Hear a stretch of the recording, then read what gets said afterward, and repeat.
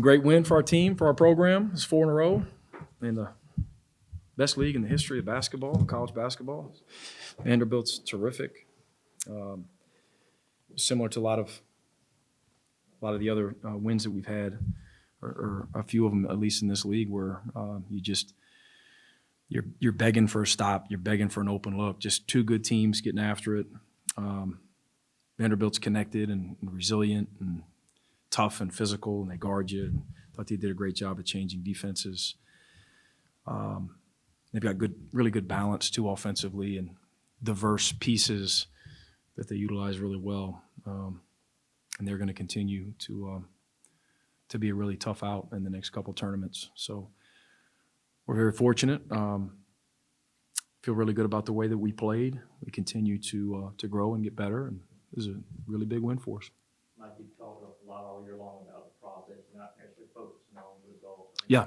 Now that you've made it this far now, yeah. What the team's accomplished on the verge now, looks like a trip in the state tournament. You just kind of reflect on that a little bit. That you're where you're at now. Process. That's it. I'm sorry. I know y'all want more than that. I'm sorry. That's where we're at. Day off tomorrow. Monday, have a great practice. These guys have embraced that. They bought into it.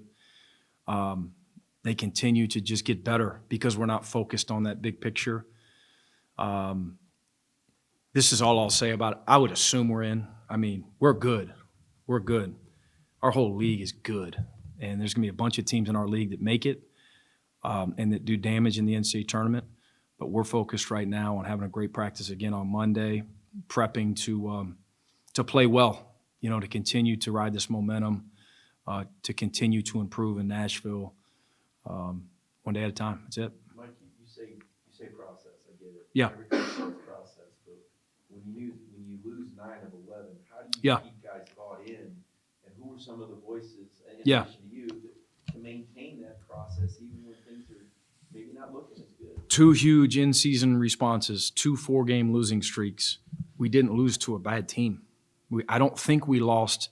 I'm not sure we were favored in any of those. Y'all would have a better idea.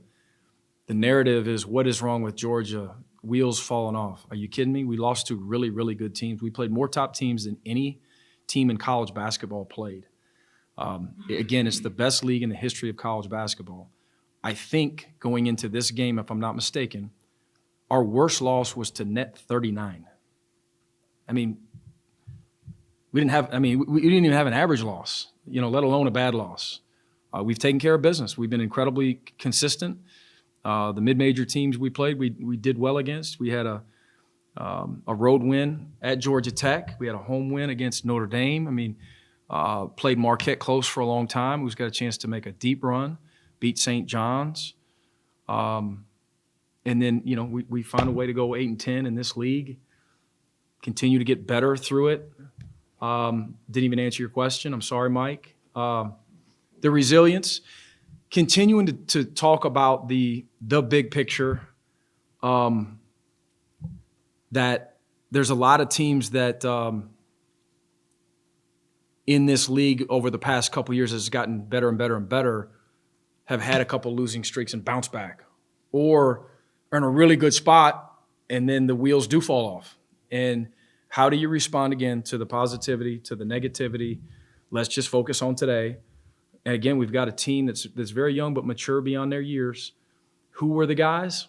All of our guys, really, all of our guys.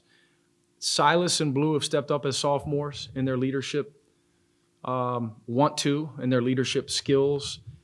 Ace has led from day one with his example. R.J. Gottfried as well, Justin Abson. Sumpto Ciril's come a long way, made some huge plays today. And these 2 seniors, and I'm leaving some guys out, Dylan James is as consistent as anyone I've coached. And these 2 seniors that we have finished as strong as possible. Same guys every day. Dakota and Tyron came back from Atlanta originally, to wear the G. Proud of those guys. Played as well as they've played all year on senior day. It's a neat day. It's a really neat moment for those 2 guys. I'll follow up on what you said about strongest league. You've been around the SEC. Yeah. The league has always been strong, but is there one thing you can point to that made the league so deep and so strong? I don't think there's just one thing. got a great roster of head coaches and staffs. I think the commitment from the athletic directors, from the fan bases, facilities. We've got a few facilities in this league that are newish. We've got some others that have had work done to them. I think the SEC network's been a big factor. The uptick in recruiting, I think, is because of all of those other things. And now we're sitting here in a league that's unbelievable. It really is. Like having a first-round pick on your roster isn't a guarantee to make the NCAA tournament. Why have Asa and his teammates meshed well together? First and foremost, because Ace is a great teammate. He possesses a high level of work ethic, consistency, and humility. And I hate to wear those words out all year with him, but it's the God's honest truth. That's just who he is. Every single day, he's the same kid. Chases every rebound, sits in a stance. There's no excuses. He takes coaching from staff, from his teammates. He's about winning, and I think that there's a lot of potential pros out there, a lot of potential NBA guys that are interested in winning and committed to individual accomplishments. He's committed to both. Coach, what's your feeling just with how you have put this roster together with, I hear you say words like resilient, Yeah. process, and all these guys that have all these positive qualities, and you come out on the recruiting trail with these guys, what did you, was that something you were looking for? How did you guys build this roster with guys that can handle a 4-game losing streak and be able to bounce back like that? Yeah, and some of it is who you recruit, and some of it is the development, not necessarily just the basketball development, but the off the court development, the personal development and growth from, like, for instance, those 3 sophomores. They're totally different kids than they were as true freshmen. They've grown up a lot. The continuity with those guys helped us a lot. And then you add a guy like R.J. Goffrey, who went to the Elite Eight last year, who's all about the right stuff. Then you have a special freshman that we just talked about, an Asa Newell, who's about the right stuff. And Asa's about, his future and maximizing his potential, but he's also about Tyron Lawrence. And Asa's also about, Dakota LaFew. And then you bring those guys back who are just high character guys, our former, the guys who were originally from Atlanta that came back as 5th-year guys. I think at the end of the day, good people attract other good people. And the guys that we brought back, Jaden Newell, Brandon Klatsky. I mean, those are program guys that mean a lot to our program. Markel Jennings, and their teammates enjoy being around them. And at the end of the day, you try to recruit, you target certain people, but most of these guys, in the portal or even high school guys, they're not making decisions, until they've been on your campus and spent time with your guys. And so our guys attracted other good character people that wanted to be about something bigger than themselves. We've got a really good culture here at Georgia, and we're going to continue to protect it every day, continue to get better offensively and defensively, but we got a group of guys that really enjoy playing with one another, and again, we'll be ready to practice on Monday. Mike, Vanderbilt cut the lead to 2, then you guys took it, I think it was like a 15-0 run. Dakota, I think, had 10 of those points during that. Huge shots. Just that Yeah. effort, right there, and just Yeah. have it happen at the end of both option times. A couple late clock. He made some individual plays. He just did. A couple of more late clock after some screening actions that we were trying to get a little bit deeper clock there with the lead. And he just stepped up. He's one of those guys that every time he shoots it again, whether you're up 10, down 10, early game, late game, he looks the same. His body language looks the same. He's just very consistent. Tyron's got a lot of that as well. They've got a lot of similarities. But Dakota certainly hit some big shots for us today. Asa and Tyron both called that first half lackadaisical. Is that something that you kind of addressed at the half specifically? Yeah. Or did they just kind of take that and run with it? No, we watched all of our deficiencies at halftime. Our turnovers I think we had 9 turnovers at halftime. Careless with the ball. We had a couple even mid-second half, where we just kind of tippy-toeing over the line, and thought we had graduated from that completely, but we reverted a little bit. But sometimes that's part of growth. A couple steps backwards, three steps forward. Our blockouts weren't real sharp. Our scrambling off of an offensive rebound that led to which was a missed hit off a free throw blockout. Led to a Tyler Nickel open three on the right wing early game.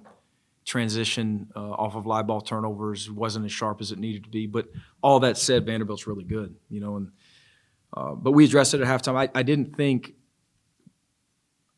think we were as sharp defensively as we needed to be to defend them. And I thought in the second half we simply played really, really hard. When you first came to Georgia, I'm sure you had a vision. Yeah. You thought this program would be after the third year. Are you guys where you thought you would be right now? Are you thinking better, or how would you judge that? No, just we came to Georgia and thought that we'd have an opportunity to build something of our own, to rebuild. Excited about the potential of what this is and what it's been at times. And we want to put our head down and get to work and get better. You know, take it one day at a time. Recruit high-level players, be in the mix to potentially play postseasons and play in NCAA tournaments, because that's what this job should be. And so we've had a good year. We have. I think we woke up this morning at 33 in Ken Palm and 32 in the net or something like that. And again, we talked about we got double-digit losses, but the real teams. And we've got some high-level wins, like today. Vanderbilt's really good. And so good win. We've had multiple good wins, but we're still going to be process-driven.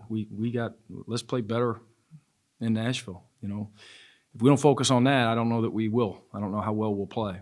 So that's where we're at with our mindset. Time for one more. Mentioning Nashville, you guys are riding a 4-game win streak.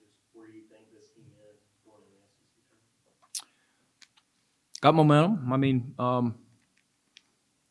a couple of our guys weren't quite as sharp as we've been on that last road trip, but other guys stepped up. You know, so hopefully you can put it all together, right, where you've got all 5 guards that you play all play well at one time, and all of your front court guys play well at one time, and that's your ceiling. That's maximizing potential.